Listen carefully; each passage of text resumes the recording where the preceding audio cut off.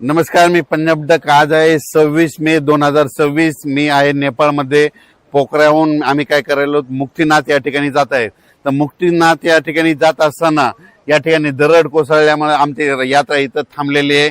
कारण की या ठिकाणी दरड कोसळलेली आहे.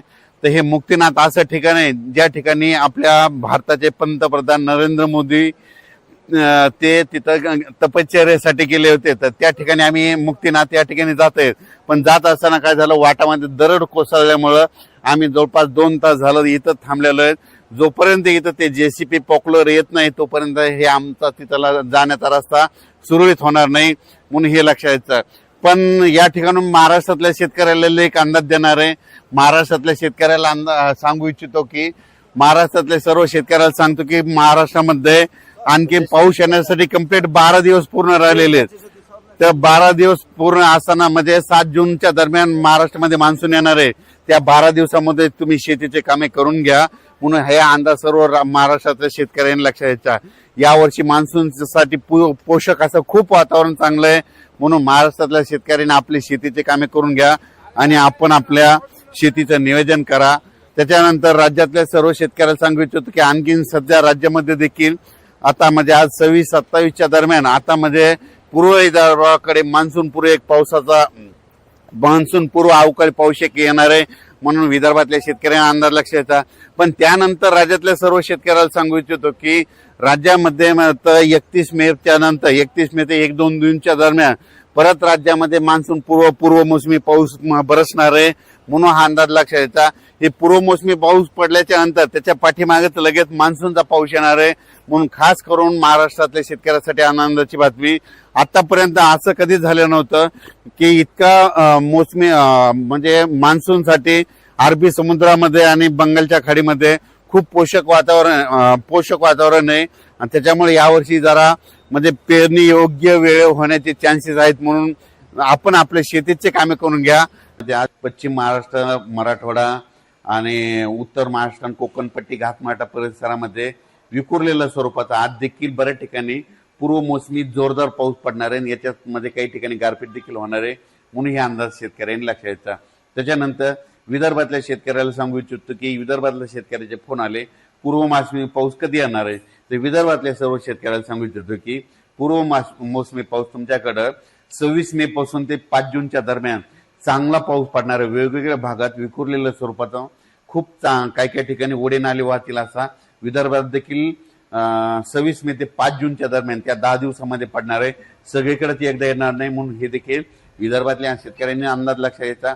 पण विदर्भातल्या शेतकऱ्याला सांगू इच्छितो की तुम्ही काय करा, शेतीचे कामे करून घ्या, शेत तयार करून घ्या. कारण की तुमची पेरणी जरा यावर्षी लवकर होण्याची चान्स आहे. कारण की यावर्षी पाऊस शॉर्टकट मार्गाने येत असल्यामुळं, मान्सून शॉर्टकट मार्गाने येत असल्यामुळे तुमच्याकडे देखील मोसमी पाऊस लवकर दाखल होणार आहे, म्हणून शेतीची कामे विदर्भातल्या 6, 5, 11 जिल्ह्यांमध्ये वर्धा, नागपूर, भंडारा, गोंदिया, चंद्रपूर, यवतमाळ, वाशिम, हिंगोली, त्याच्यानंतर बुलढाणा, अकोला, अमरावती, इकडे नांदेड जिल्हा, यवतमाळ जिल्ह्यातल्या शेतकऱ्यांनी शेतीचे कामं करून घ्या. कारण की पूर्व मोसमी पाऊस तुम्हाला पडणार आहे, त्याच्या पाठीमागून लगेच मोसमी पाऊस येणार आहे, म्हणून तुमच्यासाठी खूप चांगलं वातावरण राहणार आहे, म्हणून हे देखील लक्षात घ्यायचं.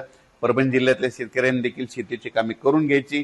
कारण की परभणी जिल्ह्यात देखील काय होणार आहे, म्हणजे मराठवाड्यात देखील काय होणार, मराठवाड्यात देखील तुम्हाला सांगतो, परभणी जिल्हा झालं, लातूर जिल्हा झालं, बीड जिल्हा झालं, धाराशिव जिल्हा झालं, ह्या पट्ट्यामध्ये काय होणार, पूर्व मोसमी पाऊस काय होणार आहे, अगोदर थोडा जास्त पडत असल्यामुळे काही भागामध्ये जास्त पडणार आहे. पण मराठवाड्यातल्या शेतकऱ्यांनी तुम्ही काय करायचं, अचानक कंप्लीट आपल्याला पाऊस येण्यासाठी 12 दिवस शिल्लक राहणार आहे, 5-7 जूनला पाऊस येणार आहे, म्हणून हा अंदाज लक्षात घ्यायचा. पण बदल झाला तर त्याचा परत निश्चित दिला. पण माझं म्हणणं आहे तोपर्यंत आपण आपल्या शेतीचे कामं करून घेणे सगळ्यात महत्वाचं आहे. उत्तर महाराष्ट्रातल्या शेतकऱ्यासाठी एक आनंदाची बातमी, उत्तर महाराष्ट्रातील काय होणार आहे म्हणजे 26-27 मेच्या दरम्यान देखील पूर्व मोसमी पाऊस असणार आहे. आणि उत्तर महाराष्ट्रात देखील काय होणार आहे म्हणजे 1 जूनच्या नंतर देखील बऱ्याच ठिकाणी तिकडल्या भागात देखील चांगला मान्सून पूर्व नंदुरबार जिल्हा झाला, धुळे जिल्हा झाला, जळगाव जिल्हा झाला, नाशिक जिल्ह्यामध्ये पाऊस बरसणार आहे, म्हणून हे अंदाज लक्षात यायचा. पण उत्तर महाराष्ट्रातल्या शेतकऱ्याला सांगू इच्छितो की तुम्ही काय करा, म्हणजे 5 जूनच्या अगोदर तुमचे शेतीचे काम सगळे रेडी करून ठेवा.